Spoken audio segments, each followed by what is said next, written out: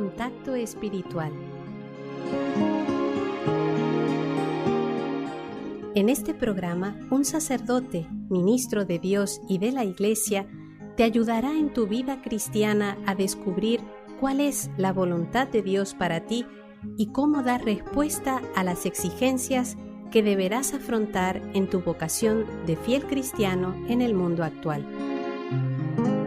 Contacto Espiritual, un programa de NSE Radio.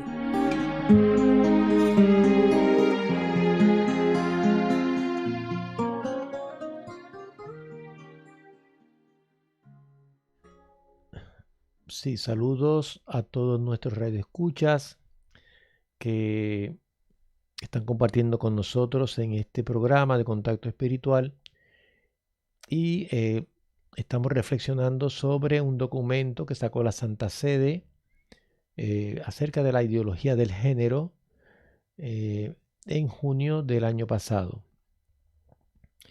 Lo estamos leyendo porque es un documento relativamente corto y más o menos comentando algunas cositas para aclarar algunos conceptos, ¿no? Algunas ideas que las tengamos un poquito más claras.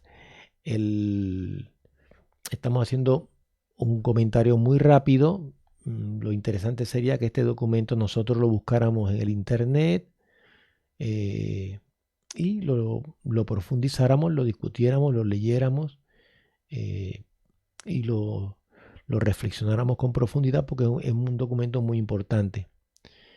Ya habíamos terminado la parte de la introducción y habíamos comenzado en un primer momento que es escuchar donde se hace como una breve historia de todo el desarrollo de las ideas que se han ido a través de la cultura, de la educación, de la filosofía y también en la legislación sobre todo lo que tenga que ver con el género y el sexo. Entonces estábamos hablando precisamente sobre esos elementos específicos. En el número 11 del documento dice, habíamos dicho que como parte de ese proceso de transmisión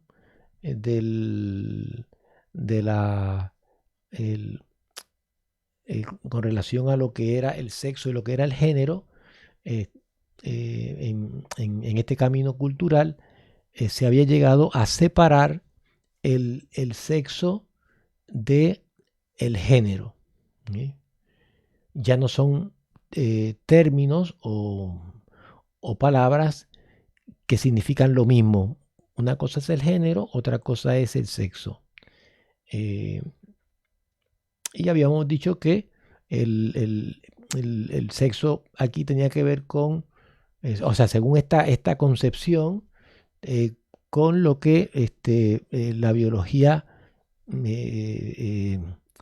nos dice acerca de lo que es un hombre y una mujer, que esos son los dos sexos, y el género era algo que el cómo yo vivía esa diferencia en las diferentes culturas. Entonces, pero que estas ideas que se han ido metiendo terminaban dándole a la persona por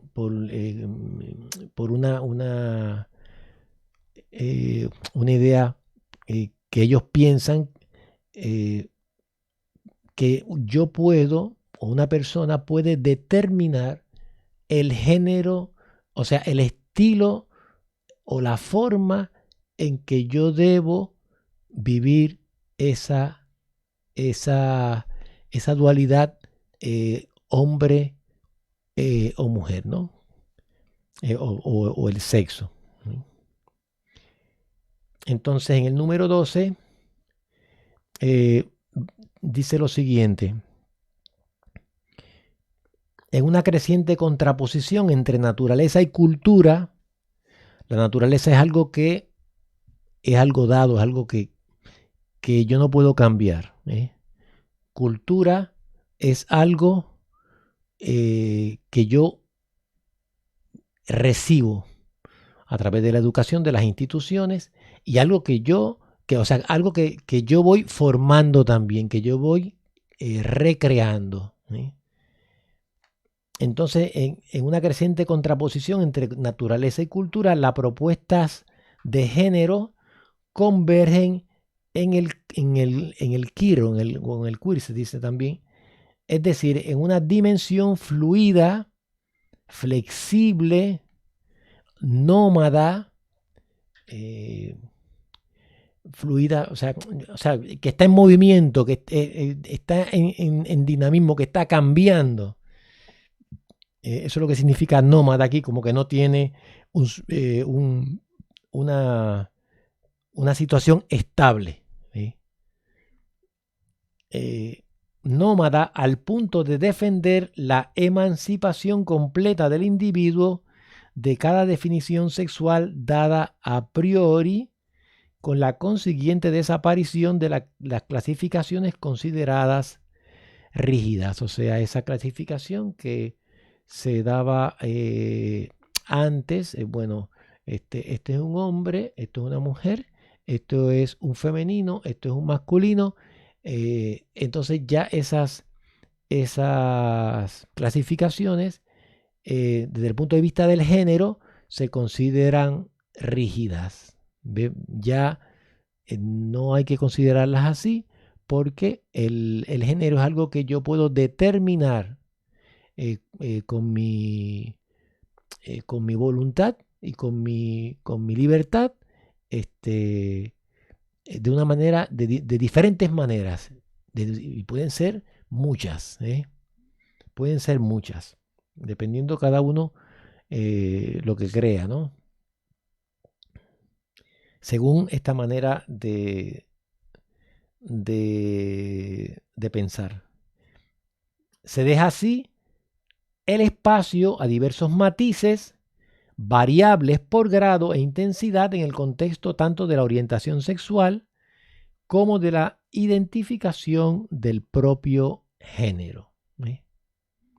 O sea que el que yo me identifique con un sexo, y la forma en que yo puedo vivir esa sexualidad, pues ahora como queda determinada por la persona, entonces hay tantos, por decirlo así, hay tantas formas de vivir eso cuantas personas hay. Los matices del blanco al negro, todos los colores. Una cosa así, ¿no? Porque lo determina la persona, no lo determina la naturaleza.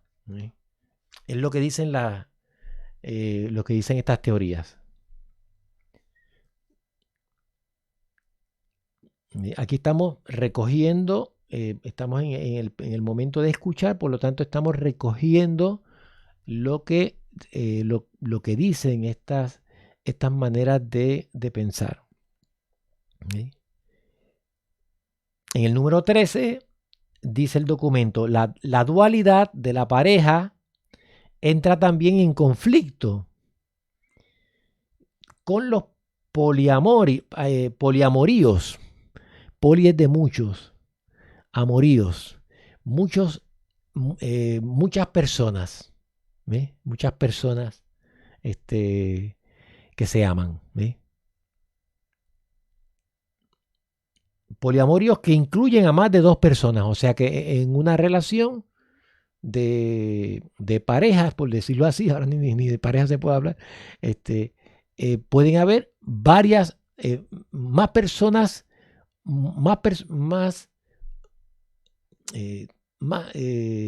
superan dos personas. O sea, ya no es un dualismo, o sea, ya no es una pareja, no es de dos personas, pueden haber 3, 4, 5, incluso intercambiables.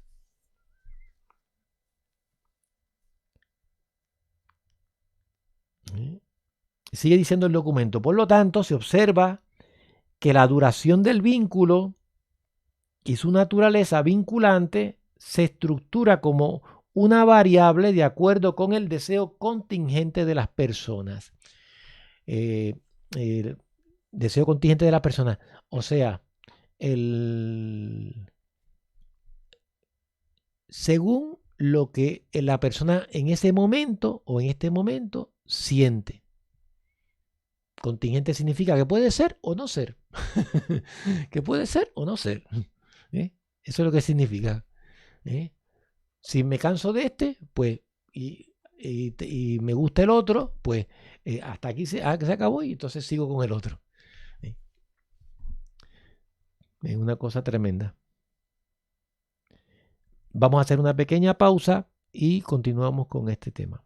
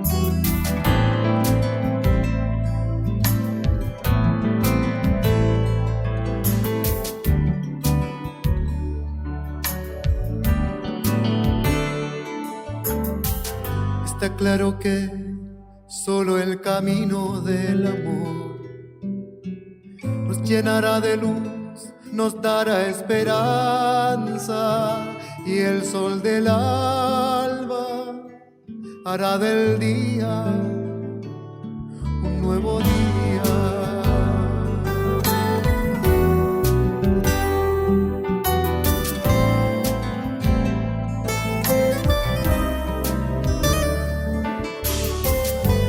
Claro que solo el camino del amor nos hará comprender el sufrimiento, la indiferencia de nuestras vidas por otras vidas. Y algunos dicen que aman y no quieren perdonar, y otros dicen que aman y no saben escuchar. Y yo que digo que amo y la caridad se me olvidó, porque decimos que amamos si no es amor.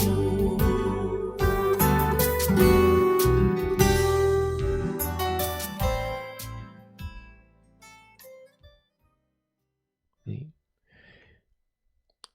Continuamos con el número 13 del documento. Varón y mujer los creó, que nos habla de la ideología del género. Entonces está hablando sobre estas ideas que se van metiendo, que hacen la separación entre el género y el sexo, ¿no? Entonces, el cómo se va manifestando en ese vínculo entre el hombre y la mujer con relación a el pacto, el compromiso que se tienen el uno al otro.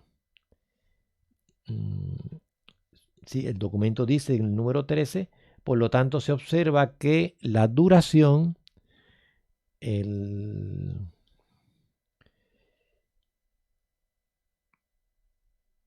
del vínculo y su naturaleza vinculante se estructura como una variable de acuerdo con el deseo contingente de las personas, con consecuencias en el nivel de compartir responsabilidades y obligaciones inherentes a la maternidad y la paternidad. Toda esta gama de relaciones se convierte en parentesco. Así se le llama a esta relación, basada en el deseo o el afecto, a menudo caracterizada por un tiempo determinado. Bueno, tal tiempo y después de ese tiempo ya. Éticamente flexible e incluso consensuada sin planificación alguna. O sea, nos ponemos de acuerdo, pero no tiene una planificación futura. O sea, porque no es estable. Como no es estable, todo depende de cómo nos sintamos.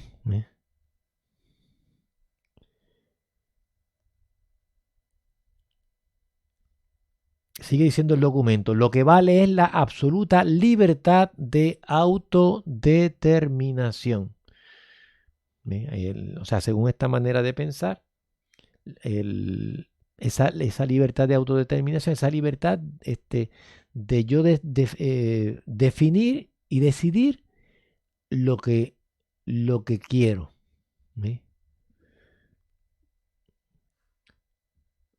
Y la elección circunstancial de cada individuo en el contexto de cualquier relación emocional.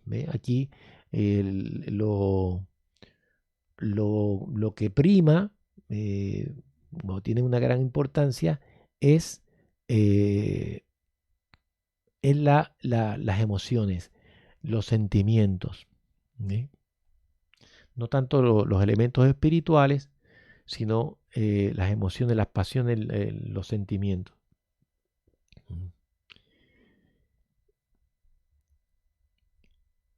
En el número 14 dice el documento, de esta manera se apela al reconocimiento público de la libertad de elección del género y la pluralidad de uniones en oposición al matrimonio entre hombre y mujer, considerado una herencia del patrimonio patriarcal. O sea, con este tipo de pensamientos, pues por supuesto, el matrimonio tradicional se considera una imposición de la cultura, y entonces se tiene el derecho de que eso lo tenemos que elegir nosotros y por el tiempo que nosotros queremos, o sea, cada individuo, cada persona. Totalmente desvinculado, por supuesto, a la ley de Dios y también a la ley natural. También, o sea, esa ley natural, o sea, en el fondo, no voy a adelantarme, pero en el fondo está rechazando la ley natural.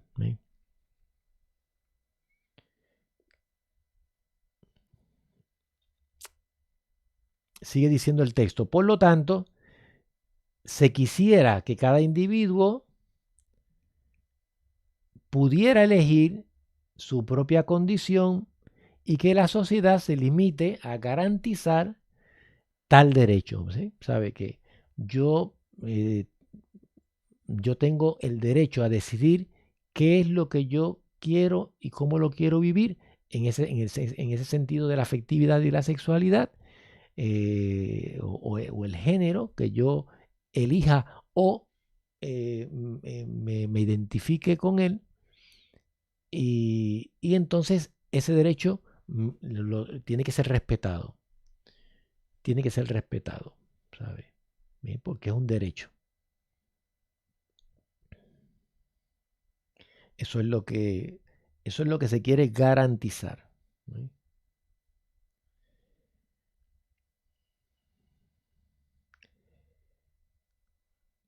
Y también, no solamente la sociedad debe garantizar tal derecho, sino también tener un apoyo material. De lo contrario, nacerían formas de discriminación social contra las minorías. La reivindicación de dichos derechos ha entrado en el debate político de hoy en día, obteniendo aceptación en algunos documentos internacionales e integrándose en algunas legislaciones nacionales. En gran parte de los países de Europa, también en Argentina, esto se ha metido con esto del matrimonio igualitario. Ya están puestas las bases para la aplicación de toda la teoría del género, o sea, de este tipo de teorías en la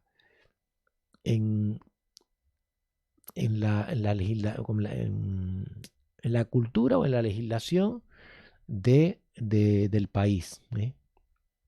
Simplemente lo que tienen que hacer ahora es aplicarlo con todas sus consecuencias. Pero ya la base está.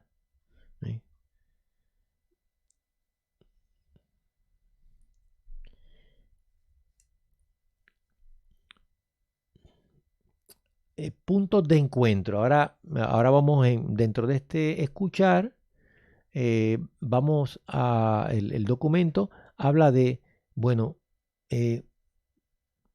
tenemos ahora, ya hemos visto un breve desarrollo histórico de estas ideas, y ahora en qué la antropología cristiana católica se pueden encontrar con algunas de estas ideas, ¿no?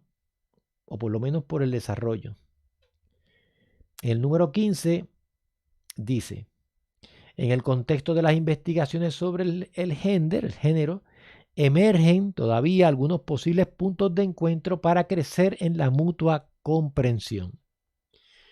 De hecho, a menudo los proyectos educativos tienen la necesidad compartida y apreciable de luchar contra cualquier expresión de injusta discriminación.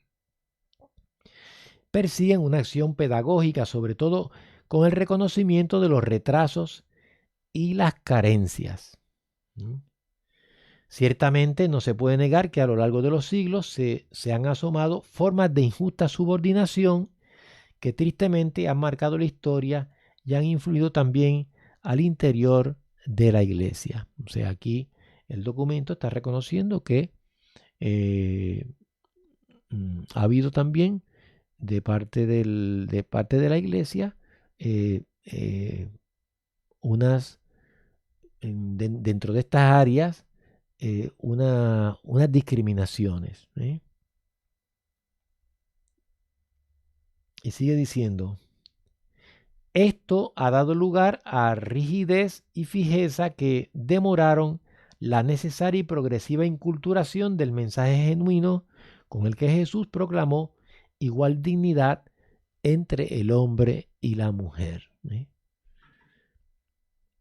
dando lugar a acusaciones de un cierto machismo, más o menos disfrazado de motivaciones religiosas. Ya sabemos que en nuestra cultura latina principalmente tenemos muchos rasgos de esto, de un cierto, de machismo, y que todavía determinan o se vislumbran todavía, se manifiestan de diferentes formas en nuestras culturas latinas. Vamos entonces a dejar esta reflexión y continuamos en el próximo programa con este hermoso documento. Que el Señor nos bendiga en el nombre del Padre, y del Hijo, y del Espíritu Santo. Amén.